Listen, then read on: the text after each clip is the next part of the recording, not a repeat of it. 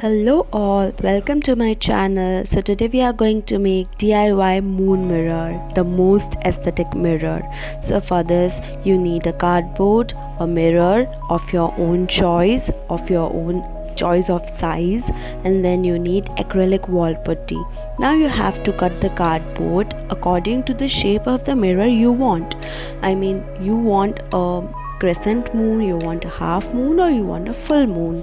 So I have taken a crescent moon here, and now I'm spreading the acrylic wall putty. So after evenly spreading the wall putty, I use different tools to give it a beautiful texture of a real moon.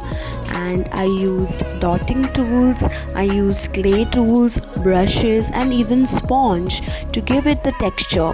So this is the way you are supposed to give the texture to the moon.